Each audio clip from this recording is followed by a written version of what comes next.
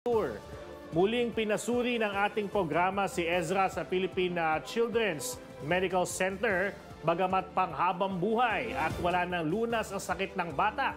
Pero sa pamamagitan ng check-up, malalaman ang mga karagdagang gamot at treatment na maaaring ibigay sa bata.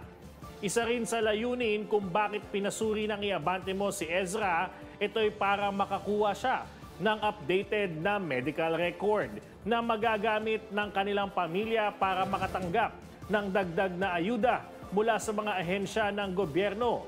Matapos ang check-up ni Ezra, agad nang nagtungo ang Department of Social Welfare and Development sa kanilang bahay sa Norzagaray, Bulacan at nagdala ng mga tulong gaya ng vitamins, gatas, pagkain at ayudang pangkabuhayan na ginamit ng pamilya para sa kanilang sari-sari store.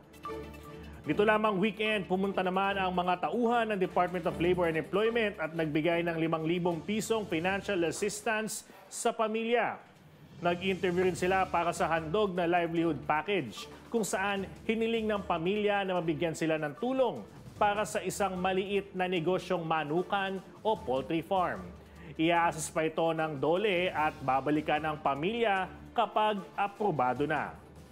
Inibita rin ang tatay ni Ezra na dumalo sa job fair sa Hagonoy, Bulacan sa Biyernes, February 3 para makapili siya ng trabahong pwedeng applyan.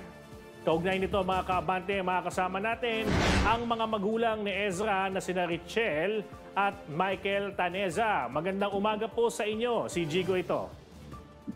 Magandang umaga po, Sir Jigo. Oo. Ma'am, kamusta po si Ezra?